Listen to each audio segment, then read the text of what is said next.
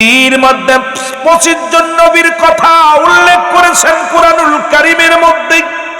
এর মধ্যে একজনের কথা আছে যার নাম লুকমান হাকিম।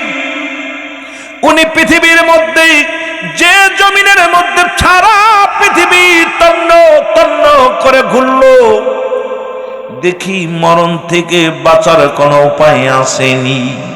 খুব খেয়াল করবেন বাবারা আমার, লোকমান হাকিমের রাস্তা দিয়ে যায়, গাছ ডাক দেখো লোকমান হাকিম আমাকে নিয়ে যাও, কাজে লাগবে, আমি অমক রোগের ওষুধ। ও লোকমান হাকিম তুমি জঙ্গলে এসেছো, এই দোবলা বনের দোবলাগুলো ডাক দে বলে আমাকে নিয়ে যাও, তরুলতা ডাক দে বলে আমাকে নিয়ে যাও, পৃথিবীর সব গাছগুলো লোকমানকে ডাক দে বলো লোকমান রে আমারে নিয়ে যাও, আমাকে নিলে তোমার ক্যান্সার সেরে যাবে, আমাকে নিয়ে গেলে তোমার পেটে ব্যথা সেরে যাবে, আমাকে নিয়ে গেলে মাথা ব্যথা সেরে যাবে, আমাকে নিয়ে গেলে জ্বর সেরে যাবে, আমাকে নিয়ে গেলে জন্ডিস সেরে যাবে। সমস্ত রোগের ওষুধগুলো লোকমান হাকিমকে ডেকে ডেকে গাছপালা তরুলতা গুলো ডাক দে কয়। লোকমান হাকিম খোঁজে আর পাহাড় নগর নদী নালা খোঁজে আর কয় রব্বে কারীম তুমি কেমন কোন সৃষ্টি এমন কোন সৃষ্টি করেছো যে আমাকে ডাক দেবার লোকমান তুমি এইটা পান করো চির আমার হয়ে যাওয়া।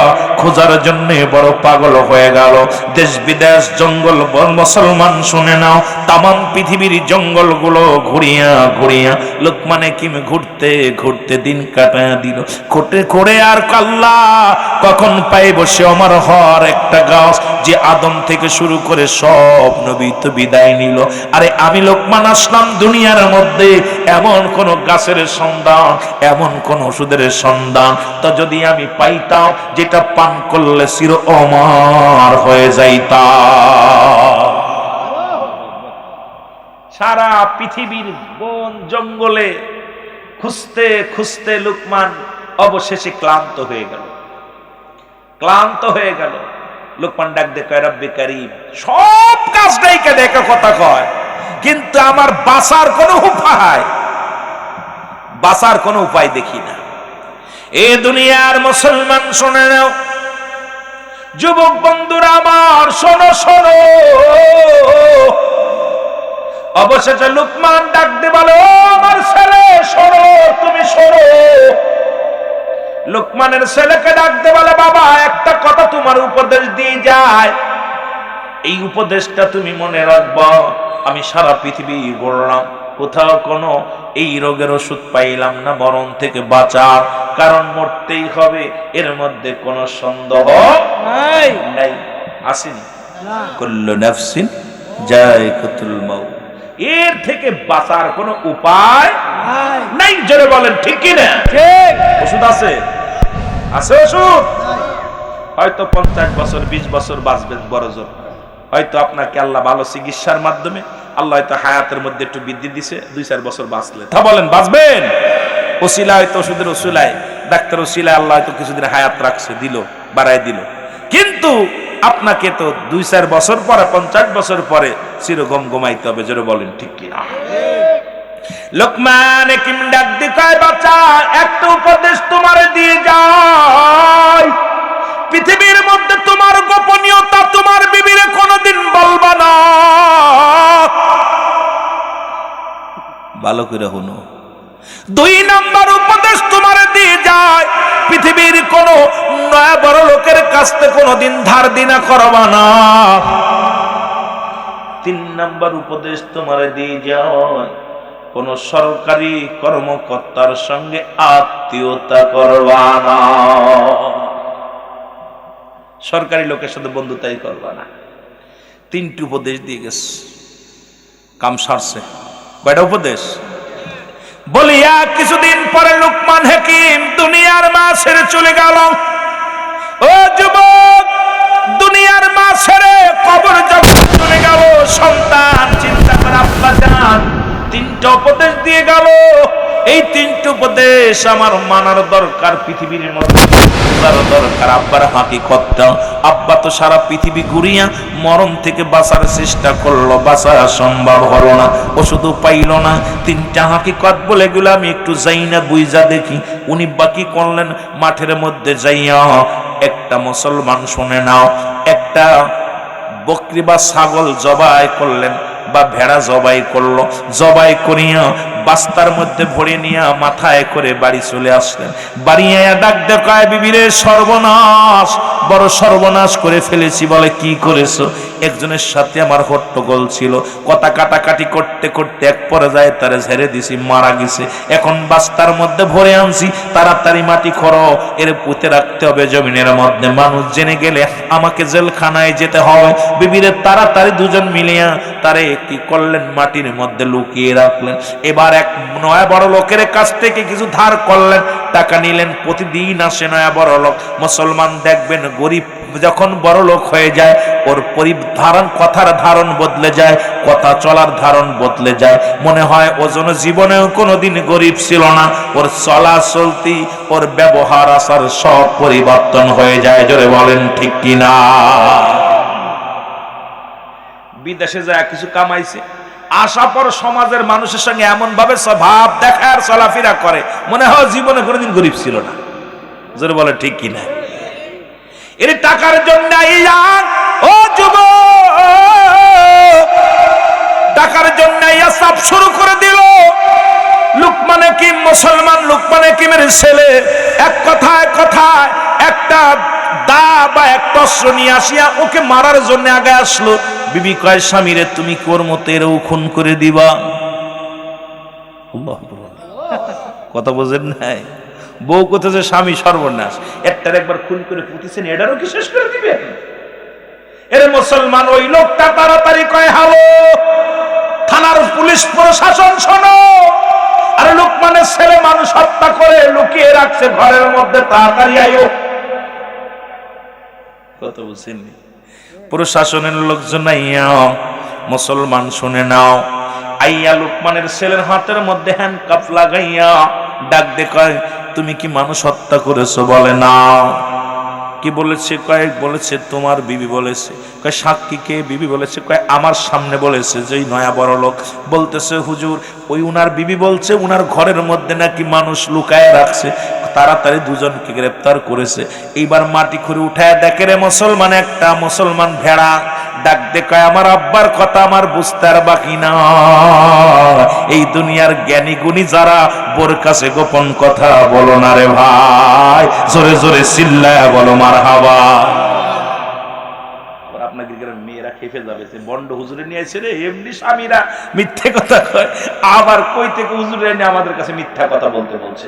তিন জায়গা মিথ্যে কথা বলা জায়েজ। নাম্বার 1 বিবির কাছে, নাম্বার 2 ফিতনা থেকে বাঁচার জন্য, নাম্বার 3 যুদ্ধক্ষেত্রে। এই তিনটা জায়গা দূরত্ব আছে মিথ্যা বলা। এ আমার ভাইরা, আমার বন্ধুরা, আমি আপনাদেরকে জানা দিয়ে যাই, শোনো আজকে মুসলমান শোনো, 2 নাম্বার। 1 নাম্বার হলো মরণ। এই পৃথিবীর মধ্যে ও আমার যুবক বন্ধুরা, একটু খেয়াল করবা, মন দিয়া খেয়াল করো, এই পৃথিবীর মধ্যে মরণ যে কত কঠিন। আমার ঈসা ইবনে মরিয়ম, ঈসা নবীর মা মরিয়ম আলাইহিস সালাম ঈসা নবীকে ডাক দে কয়, বাঁচাও, আমার জন্য কিছু ফলের সংগ্রহ করো। ফল আনতে চলে গেলেন, এর মাঝে আজরাইল আলাইহিস সালাম জমিনের মধ্যে আগমন করলেন। ডাক দে, আসসালামু আলাইকুম মরিয়ম।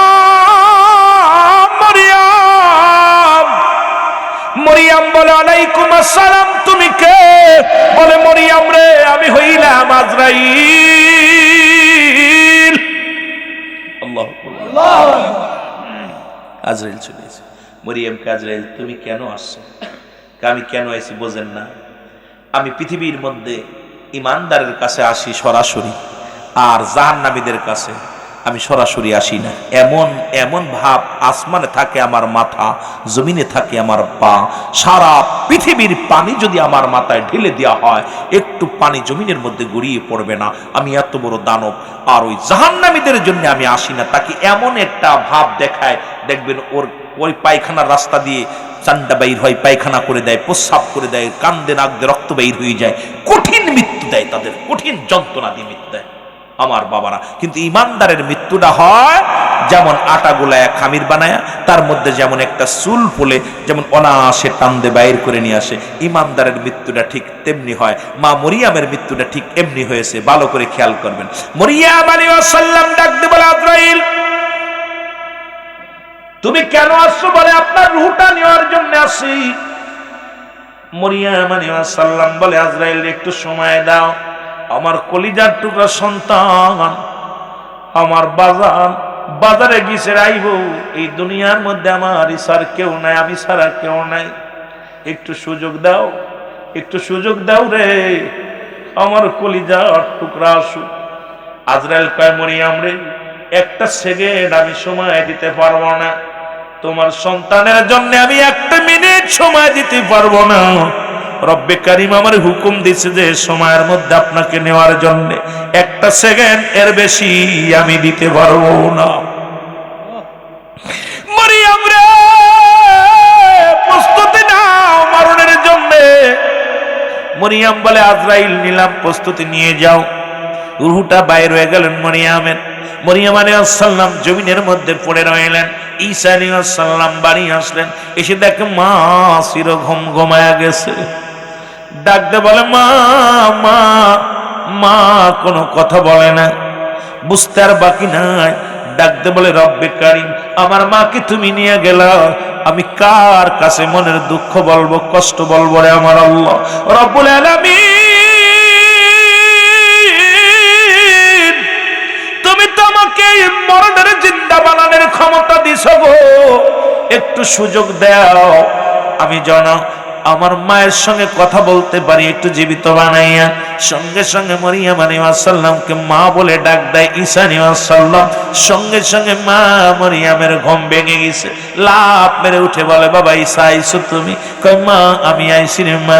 কই ফল নিয়ে আইছো? কই ফল নিয়ে আইছি। কই মা গো, দুনিয়ার ফল আর তোমার নসিবে নাই, আর খাইতে পারবা না গো মা।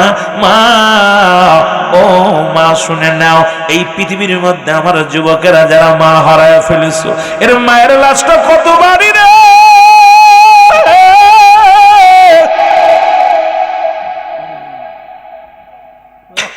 আমার যুবক বন্ধুরা, পিতামাতা যখন মারা যায়, 7টা হক পিতামাতার প্রতি সন্তানের দায়িত্ব থাকে রে। আজকে কবরবাসীরা যারা শুয়ে আছে, এক যুবকেরা শোনো, 7টা হক যদি আদায় না করো, আল্লাহর দরবারে ধরা পড়ে যাবা। মা বাবার হক আদায় করতে হবে। এই 7টা হক আমি বলে যাই বাবা, ওয়াজ কই জায়গা রাখলাম, অনেক লম্বা হয়ে যাচ্ছে, গুছাইতে গেলে সময় লাগবে। আমার যুবক বন্ধুরা, নাম্বার 1, 1 নাম্বার হলো তাদের জন্য মাগফিরাত কামনা করা, 2 নাম্বার হলো তাদের জন্য সবর রেশনি করা। ভালো করে লিখে নাও 7টা হক। এই 7টা হক কিরা কিরা আদায় করো, ভালো করে লিখে নাও রে বাবা। 1 নাম্বার হলো তাদের জন্য মাগফিরাত কামনা করা, 2 নাম্বার হলো তাদের জন্য সবর রেশনি করা, 3 নাম্বার তাদের শরীয়ত মোতাবেক ওসিয়ত পালন করা, 4 নাম্বার তাদের দিন আদায় পরিশোধ করা, 5 নাম্বার তাদের আত্মীয় স্বজনের সঙ্গে সুসম্পর্ক রাখা, 7 নাম্বার মুসলমান, 6 নাম্বার শুনে নাও মুসলমান, আত্মীয় স্বজনের সাহায্য সহযোগিতা করা, বাবা মায়ের আত্মীয় স্বজন যারা আছে খোঁজ খবর নিয়ে সাহায্য সহযোগিতা করা। 7 নাম্বার হলো পিতা মাতার বেশি বেশি করে কবরটা জিয়ারত করা। জোরে জোরে চিল্লায় বলো মারহাবা। এই 7টা হক কিরা কিরা আদায় করছে? বাপ মার কবর জিয়ারত করেন প্রতিদিন? কিনা কিনা আব্বা মার কবর জিয়ারত করেন? হাত উঠান দেখি। প্রতিদিন? সপ্তাহে? আহা, 5 ওয়াক্ত নামাজে জিয়ারত করবা। রাসূল বলেছে, প্রথম জীবনে নবীজি বারণ করেছিল তোমরা কবর মাজার জিয়ারত করো না। শেষ জীবনে রাসূলুল্লাহ বলতেন তোমরা বেশি বেশি জিয়ারত করবা, বেশি বেশি জিয়ারত করবা। মারহাবা বলেন না? এ যুবক বন্ধুরা আমার, গভীর মনোযোগ। দেখা যায় বাবা মা মরে গেলে তার আত্মীয় স্বজনের সাথে সম্পর্ক থাকে না। তোমার আব্বা কবরে সুখে নাই, শান্তিতে নাই, তুমি আত্মীয় স্বজনের হক নষ্ট করেছো। তোমার বাপ মা কবরে সুখে নাই, বাবার আত্মীয় মায়ের আত্মীয়ের সঙ্গে সুসম্পর্ক রাখা লাগবে না। মুসলমান শুনে নাও, শুনে নাও। এই আমার যুবক বন্ধুরা, এগুলো আমাদের আগে বোঝা লাগবে। এই 7টা হক যদি তুমি আদায় না করো, আব্বা মার হক আদায় না করে দুনিয়া থেকে বিদায় নিলে আল্লাহ রাব্বুল আলামিনের কাঠগড়ায় তোমার দাঁড়াতে হবে রে যুবক। আমার যুবক বন্ধুরা শুনে নাও, মরিয়ম আলাইহিস সালামকে ডাক দিয়ে উঠাইলেন। মনে রাখবেন মুসলমান, এই সন্তান ডাক দিয়ে বলে মা। মরিয়ম আলাইহিস সালাম এক লাফে উঠে গেলেন, ডাকতে বলে বাবা তুমি আইছো? বলে হ। কই মা গো, আর দুনিয়ার কোন ফল তুমি খাইতে পারবে না। মা মারে, এই দুনিয়ার মধ্যে জীবিত থাকতে মা বাবার প্রতি 7টা হক। মুসলমান শুনে নাও, শুনে নাও, শুনে নাও। তাদেরকে মনে প্রাণে ভালোবাসতে হবে, তাদের কথা অনুযায়ী চলা লাগবে, তাদেরকে সুখে শান্তিতে রাখা লাগবে, তাদের প্রয়োজনীয়তা পূরণ করা লাগবে। মুসলমান শুনে নাও, শুনে নাও, শুনে নাও। এই হকগুলো আদায় করে একটা করে হকের আলোচনা যদি আমি করি, এই 14টা হক নিয়ে যদি পিতা মাতার আলোচনা হয়, আমার যুবক বন্ধুদের আমার মনে হয় একটু দিল খুলে যাবে, মা বাবার প্রতি একটু মায়া আসে যাবে। 3 শ্রেণী মানুষের গুনাহ আল্লাহ মাফ করে না। তার ভিতরে নাম্বার 1 পিতা মাতার নাফরমানি সন্তান, 2 নাম্বার এতিমের মাল ভক্ষণকারী, 3 নাম্বার মুসলমান হিংসুটে মানুষ। এই 3 শ্রেণীর দোয়া রব্বুল আলামিন কবুল করে না। আমার দেশে হিংসুটে মানুষের অভাব নাই, রেওয়ার অহংকারে ভরে গেছে। আমার যুবক বন্ধুরা শোনো, এই মা মরিয়ম ডাকতে কয় বাবা ঈসা রে।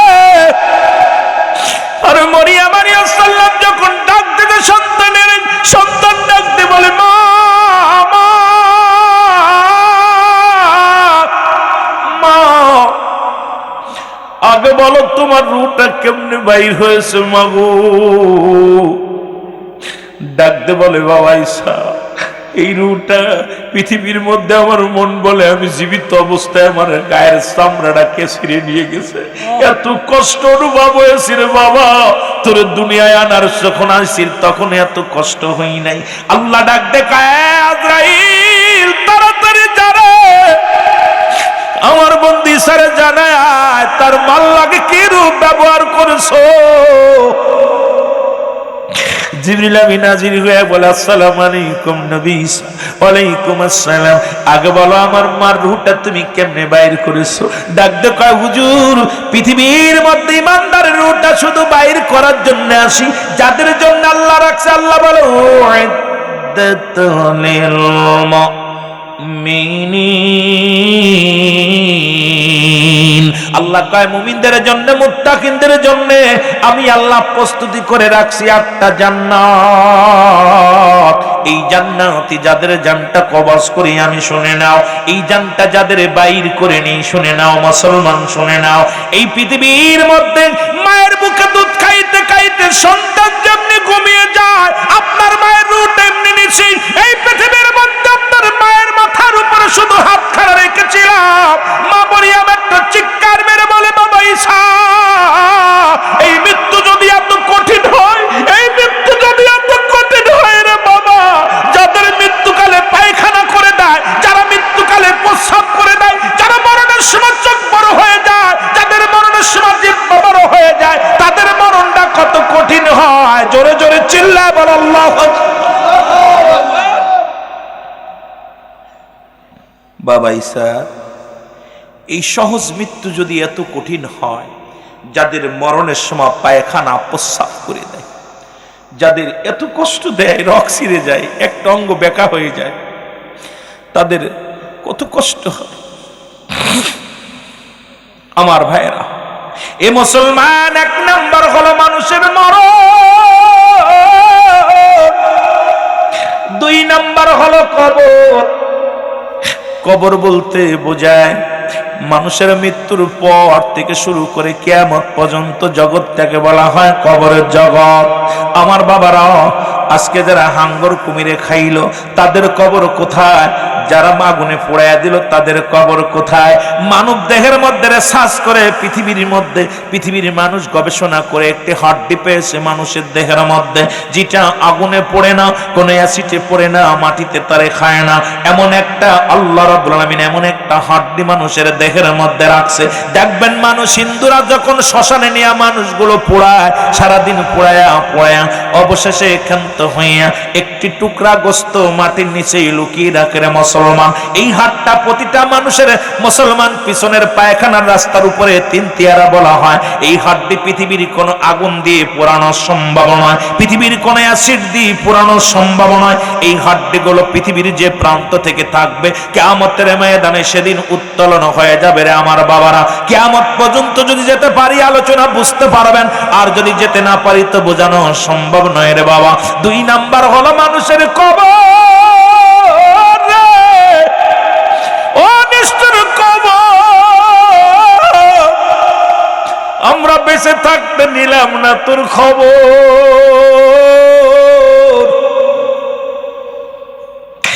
ওই কবরে কেমনে থাকবো? ওই কবরে একটা দিন কেমনে থাকবো? ওই কবরের মধ্যে আপনি কেমন জীবন যাপন করবেন? আপনার অঙ্গ প্রত্যঙ্গ চলার জন্য একজন করে ফেরেশতা ছিল, পানির জন্য একজন, কথা বলার জন্য একজন, দেখার জন্য একজন, বলার জন্য একজন। মুসলমান সবাই বিদায় নিয়ে চলে যাবে, ফেরেশতারা এসে বলবে, গো ভাই আমি সারা পৃথিবী ঘুরলাম, একটা কদম আর পা বাড়ানোর সুযোগ তোমার নাই, আমি বিদায়। চোখ বলবে আমি আর একটা সেকেন্ড তোমার দেখা দেওয়ার জন্য সুযোগ পাইলাম না, বিদায়। কথার ফেরেশতা বলবে আমি চলে গেলাম, বিদায়। ও মুসলমান সব অঙ্গ জমিন, হাত বলবে আমি বিদায়, পা বলবে আমি বিদায়। অঙ্গ প্রত্যঙ্গ চলার জন্য অসংখ্য ফেরেশতা ছিল, তারা সবাই বিদায় নিয়ে যাবে। যখন মালাকুল মউত আপনার জানটা নিয়ে যাবে রে যুবক, এই দুনিয়ার মধ্যে কেরামান কাতিবিন 2 জন ফেরেশতা আপনার আমার সবার কাঁধে রয়েছে রে মুসলমান। এইবার যখন আপনারে কাপন দাপন করিয়া যখন আপনারে কবরে শুয়ে দিব,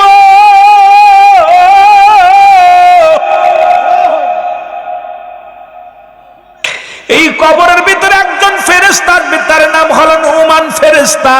আপনারা জানেন কবরের ভিতরে মুনকার নেকির আইব। বাবা শুনে নাও, এই মুনকার নেকির ফেরেশতা আসার আগে একজন ফেরেশতা আসবে, তার নাম হলো নুমান ফেরেশতা। ডাকতে বলবে মেম্বার সব, চেয়ারম্যান সব ওঠো, প্রধান শিক্ষক ওঠো, এসপি সাহেব ওঠো, মন্ত্রী সাহেব ওঠো। 2 টুকরা কাগজ থাকবে হাতের মধ্যে মুসলমান, একটা হলো নেকির কাগজ, একটা হলো বদির কাগজ। এইবার বলবে বান্দাই নাও তোমার আমলখানা হাতের মধ্যে নাও। যখন হাতের মধ্যে নিয়ে থাকবে রে, এই 80 বছরের জমিনের মধ্যে যুবক শোনো, এই 80 বছরের জিন্দেগি কত রাকাত নামাজ পড়েছো, কতটা ভালো কর্ম করেছো।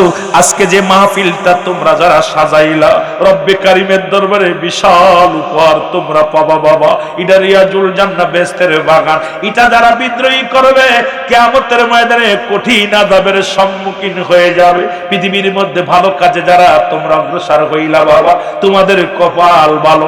জান্নাতের বাগান সাজাইলা, এটা রিয়াজুল জান্নাহ বেহেশতের বাগান। আগে বেহেশত তারপর হলো বাগান। এই বাগান পৃথিবীর মধ্যে রব্বুল আলামিন এত দাম, এত মর্যাদা এই বাগানের দিয়েছে। আমার যুবক বন্ধুরা শোনো, এই কাগজটা হাতের মধ্যে নিয়ে এইবার চোখের পানিগুলো মুছে ফেলবে। বান্দা আমি লিখবো কেমন করে? ও যুবক ডাকতে বলবে, এ বাকি বিল্লা নুরিশা, তাড়াতাড়ি লিখে দাও, তাড়াতাড়ি লিখে দাও। লেখার জন্য বলবে আমি বান্দা আমি কলম পাবো কই? ডাকতে বলবে কলম তোমার শাহাদত আঙ্গুল মুবারক। আমি তোমাদের হাতে ধরে বলে যাই, পায়ে ধরে বলে যাই আমার আব্বারা, এই হাত দেওয়ার ঘুষের কারবার করিস না, এই হাত দেওয়ার সুদের কারবার করিস না, এই হাত অন্যায় ভাবে কাউরে প্রহার করিস না, এই হাত দিয়ে দান দেন করে, হাত দিয়ে মসজিদে দান কর, এই হাত দিয়ে মাহফিলে দান কর, এই হাত দিয়ে মুসলমান পৃথিবীর মানুষের সহযোগিতা কর। এই হাতের মধ্যে আর বিড়ি ধরিস না, এই হাতের মধ্যে আর সিগারেট ধরিস না, এই হাতের মধ্যে আর ইয়াবা মদ বোতল, মদের বোতল ধরিস না। ও যুবক তোদের পায়ে ধরে বলে যায় আয় এই হাতটারে পবিত্র রাখ, এই হাতের ডান হাতের শাহাদত আঙ্গুল মুবারক হবে তোমার কলম। বান্দা বলবে কলম পাইলাম কালি পাবো কই? ডাকতে বলবে কালি হলো তোমার মুখের থুতু মুবারক। আমি আপনাদের দুটি পায়ে ধরে বলে যাই, আজ থেকে আর মুড়ির মধ্যে মুখ দিস না রে আব্বা, গাদার মধ্যে মুখ দিস না। আজ থেকে আর মুসলমান ইয়াবার মালিক বানায়া দিলেন, বিশাল রাজ্যের মালিক হলেন মুসলমান। পৃথিবীর মধ্যে সে ছিল পৃথিবীর মধ্যে একজন নিকৃষ্ট মানুষ, যার চেহারা সুরত এতই নোংরা ছিল। পৃথিবীর মধ্যে রব্বুল আলামিন একটা সতী সাথী নারী রব্বুল আলামিন তার কপালে জুটাইয়া দিল, তবুও সে ক্ষান্ত হয় নাই। এই পৃথিবীর মধ্যে যেমন মুসলমান, শুনে নাও, এক সময় ছিল কর্মচারী, এরপরে হলো প্রথম ছিল মুসি থেকে কর্মচারী, কর্মচারী থেকে মুসলমান, শুনে নাও দারোয়ান, দারোয়ান থেকে হলো পাহারাদার, পাহারাদার থেকে মুসলমান, শুনে নাও সেখান থেকে হইল মুসলমান নাইট গার্ড। এরপরে এরকম বাড়তে বাড়তে হয়ে গেল মুসলমান। এরপরে হলো কি হলো এমপি, তারপরে মন্ত্রী, তারপরে হলো প্রধানমন্ত্রী। এটাকে নিয়ে আলোচনা করলে অনেক লম্বা হয়ে যাবে, এটা নিয়ে আলোচনা করলে আপনাদের লস হবে, কারণ আমার কবরের দিকে একটু আলোচনা করতে বলে সেদিকে আমার যাওয়া লাগবে। এই জন্য কয়েকটা উদাহরণ আমি দিয়ে যাই। আমার যুবক বন্ধুরা আমার শুনে নেন, যখন তিনি প্রধানমন্ত্রী হয়ে গেলেন, চিন্তা করলেন প্রধানমন্ত্রী হওয়া যত সহজ, এর চাইতে সহজ মনে হয় আল্লাহ হওয়া এর চাইতে আরো সহজ। জোরে বলেন নাউজুবিল্লাহ। কত বড় বদ দেখছেন, কত বড় বদ। আল্লাহ তাকে ইজ্জত দিছে। আমার দেশে অনেক গায়ক টায়ক, অনেক জায়গা, অনেক মর্যাদা আল্লাহ তাদের দিছিল, কিন্তু উঠতে উঠতে এমন পর্দা চইলা গেছে, যা সীমা লঙ্ঘন করছে আল্লাহ সহ্য করতে পারে নাই। জোরে বলেন ঠিক কিনা? আওয়াজ আসতে হয় কেন? কষ্ট হয়? আমার ভাইয়েরা, আমার বন্ধুরা, আমার গভীর মনোযোগ। রব্বুল আলামিন তাকেও দুনিয়া থেকে নিয়ে গেলেন, এই নমরুদকেও আল্লাহ নিয়ে গেলেন পৃথিবীর মধ্যে। শুনে নাও, শুনে নাও, আর একজন ব্যক্তি ছিল কাফেরদের মধ্যে, যার নাম হলো বুখতানাসর। পৃথিবীর মধ্যে সবচেয়ে পাপিষ্ট মানুষ, যিনি প্রতিদিন একটা করে সুন্দরী নারী পান করত পৃথিবীর মধ্যে। বাদশাহ এমন ছিল মুসলমান ভক্ত, মুসলমান, শুনে নাও, বুখতানাসর, যিনি পৃথিবীর মধ্যে সবচেয়ে নিকৃষ্ট শাসক ছিলেন। তিনি প্রজাদেরকে ডেকে ডেকে বলতেন, আজকে যে সুন্দরী নারী এনে দিতে পারবে তাকে অনেক মোহর দেয়া হবে, অনেক সম্পদ দেয়া হবে। এই দুনিয়ার মধ্যে এমন পাপী, সে জুয়াখোর, মদখোর এবং মাতালখোর ছিল, পৃথিবীর মধ্যে জিনাখোর, পৃথিবীর মধ্যে নিকৃষ্ট একজন শাসক ছিল। রব্বুল আলামিন তাকেও দুনিয়া থেকে বিদায় করে দিছে। জোরে বলেন ঠিক কিনা? বাদশাহ ফকির হ্যায় সবকো একই ঠিকানা। এ মুসলমান ধনী যদি মারা যায় না, হয়তো একটু দামি কাপড় আসে গো,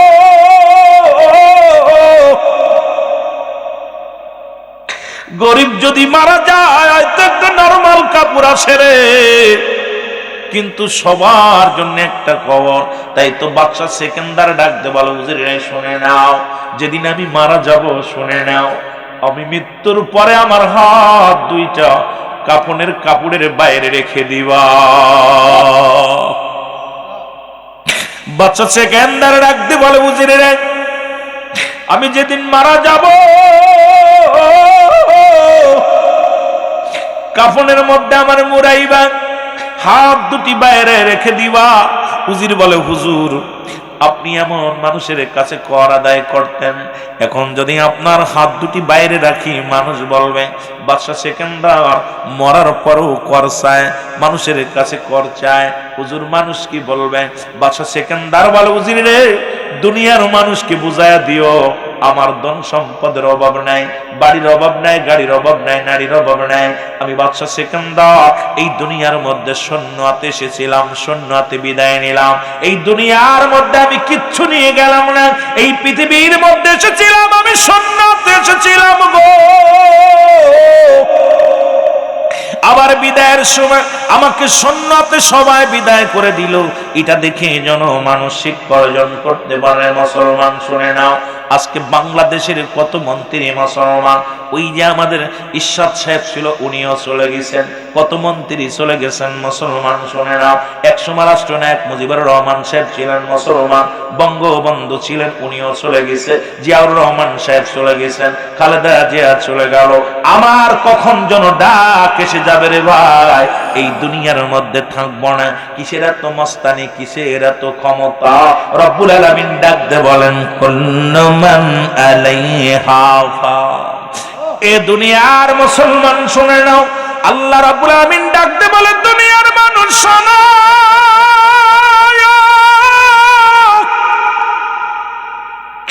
এই দুনিয়ার মধ্যে আমি কিচ্ছু বলতে কিচ্ছু রাখবো না রে। আরে এই দুনিয়ার কিচ্ছু নিয়ে যেতে পারবা না। কত তন্তরের জমিনে কত বিল্ডিং হয়েছে, ও যুবক শোনো, কত সুন্দর সুন্দর বাড়ি, সুন্দর সুন্দর গাড়ি। আল্লাহ কয় বান্দারে, এই জমিনের মধ্যে আমি কিচ্ছু বলতে কিচ্ছু আমি রাখবো না। এই জমিনের মধ্যে যত মাটি আছে, মাটিগুলো আমি আল্লাহ পুরায়া তামা বানায়া দিব। এই জমিনের মধ্যে যত পানি আছে, সব পানিগুলো আমি আল্লাহ পুরায়া ছাই বানায়া দিব। আমি আল্লাহ কিচ্ছু বলতে কিচ্ছু রাখবো না, সব শেষ করে দিব। কার জন্য ঘুষ খাও, কার জন্য সুদ খাও, কার জন্য ব্যভিচার করো, কার জন্য দুর্নীতি করো।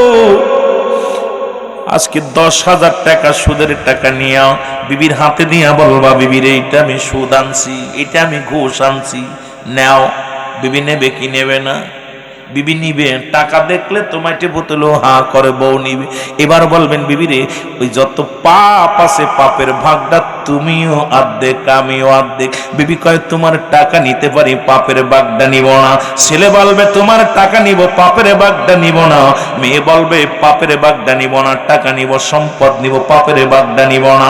এর মুসলমান এই বিবাড়িয়ার জমিনে, ওরে মুসলমান একজন ব্যাংকের কর্মকর্তা মারা গেল, 2 দিন রাখিয়া লাশটা, যুবক শুনে নাও, শুনে নাও, 3 দিন পরে এই মুসলমান লাশটা ওই ফ্রিজের মধ্যে লাশ কাটা মুসলমান লাশটা গাড়ির মধ্যে রেখে সন্তানেরা 2 সন্তান, এক সন্তান বাবাকে গ্রহণ করে নাই।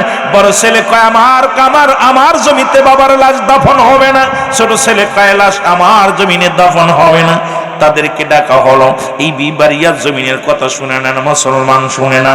এবার সন্তানেরাদেরকে ডাকা হলো। সন্তানেরা বললেন, আব্বাজান যখন পেনশন পালেন, পেনশনের টাকাগুলো উঠায় আমার বোনদের দিয়া দিছে, আমাদের দেয় নাই। ও মুসলমান শুনে নাও, শুনে নাও, শুনে নাও। ও যুবক বন্ধুরা শুনে নাও, আজকে বাবার লাশ আমরা গ্রহণ করব না।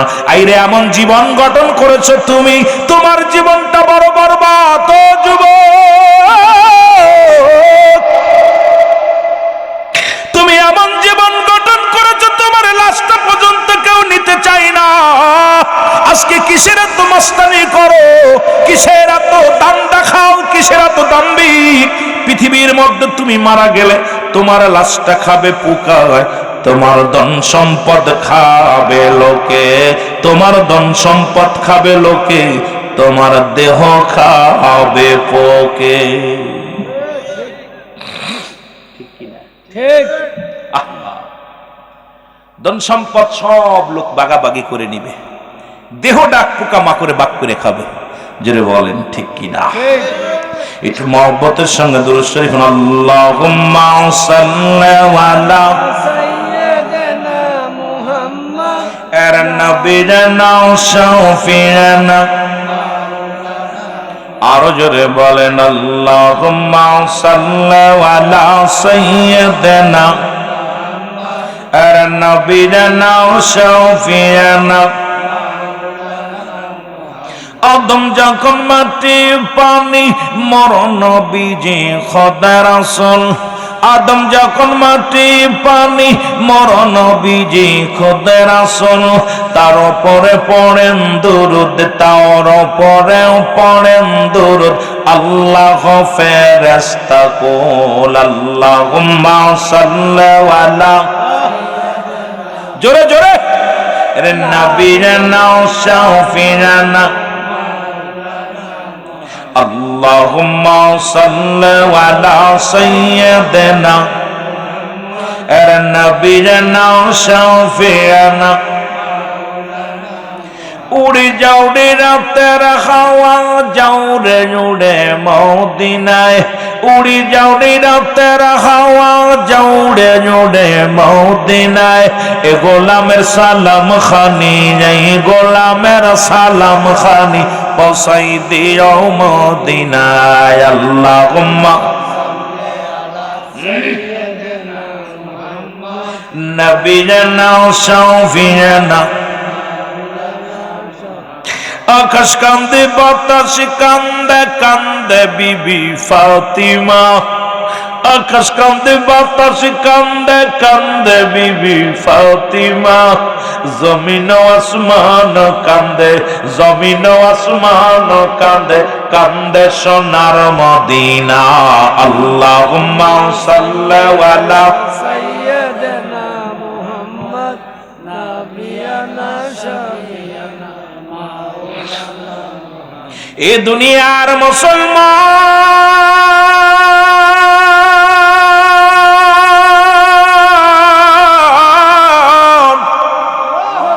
এর যাদের ভয় এলাকার মানুষগুলো থরথর করে কাঁপত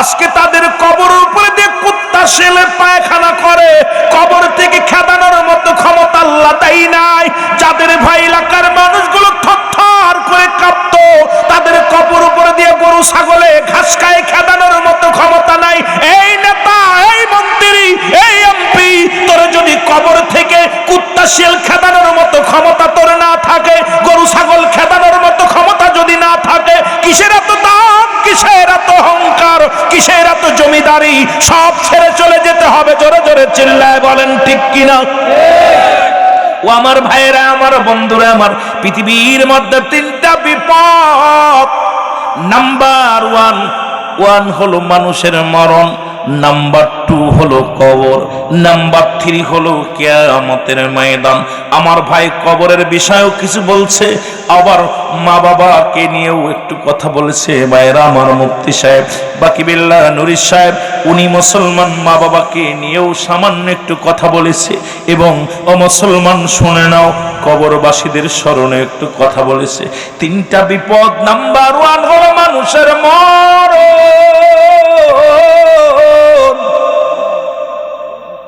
আল্লামা মুফতি আমজাদ আলী সাহেব একটা কিতাব লিখলো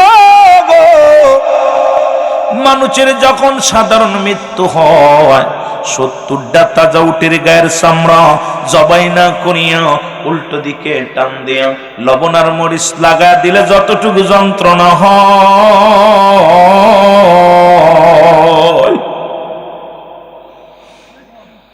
ওরে যুবকেরা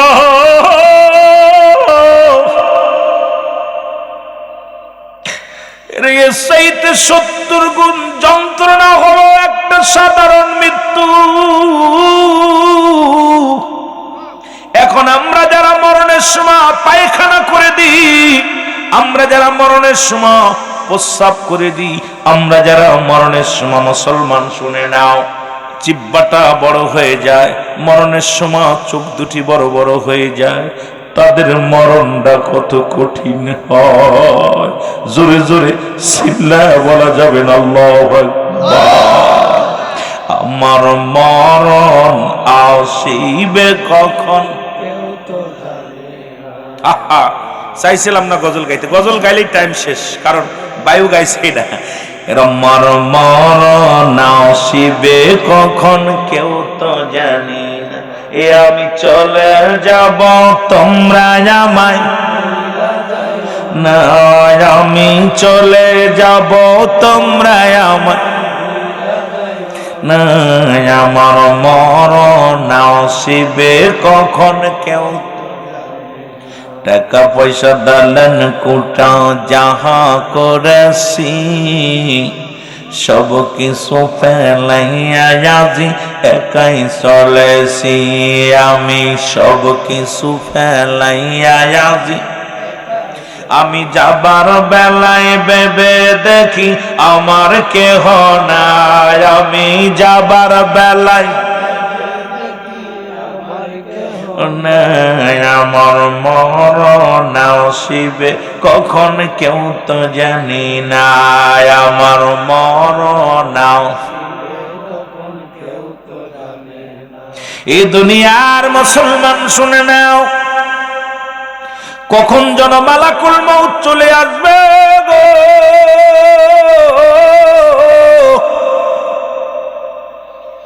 পৃথিবীর মধ্যে স্রষ্টার মৃত্যু না,